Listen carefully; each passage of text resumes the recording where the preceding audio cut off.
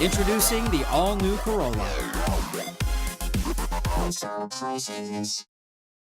The Department of Corrections has canceled all visitation hours until further notice after 51 detainees and 9 DOC employees tested positive to exposure to tuberculosis this week. TB Program Manager for the Department of Public Health and Social Services, Cecilia Arciaga, says a positive PPD skin test result does not necessarily mean a person has TB, only that they've come in contact with an active case of TB sometime in the past. So even with the 60 count that was given out by DOC, it doesn't necessarily mean that they got it from this active case in the facility. DOC Internal Affairs Officer Jeff Limo says each of the detainees who tested positive have been quarantined until further testing determines whether they have an active case of TB or not. We have contained the 28 pretrial detainees to a dome area that is specifically for them, away from those who tested negative.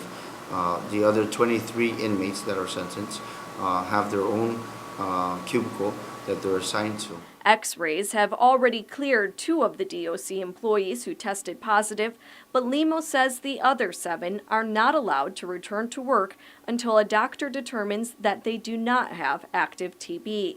Meanwhile, an internal affairs investigation has been launched to determine how the case of TB got to the prison, as every detainee is required to have a PPD test within the first 10 days after going before a magistrate judge. Case of the inmate who's at GMH right now with TB, was he screened when he came? He was screened. From what I got back was he was negative when he first came in. So again, it's our concern now, and that's the reason why the director has launched an internal affairs investigation. Limo says his section is now determining exactly who the detainee came in contact with during his confinement and which officers were on duty throughout his stay at the facility, but everyone at DOC, including personnel, will be tested on April 29th or earlier. Neither Limo or Arciaga were able to tell us what type of TB the detainee currently hospitalized has.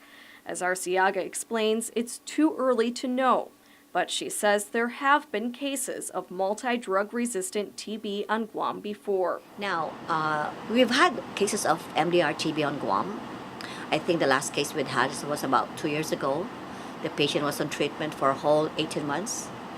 And if a person is resistant to the first-line treatment, there are second-line drugs available. But remember, these drugs are very toxic and very expensive. While 60 positive PPD skin tests does seem alarming, Arciaga says there is no reason to panic. There's no reason to panic. There's no reason to press the panic button as well. I mean, it's easier to catch a cold than catch tuberculosis. Still, the TB program manager advises anyone on the island with symptoms of TB to see a doctor right away.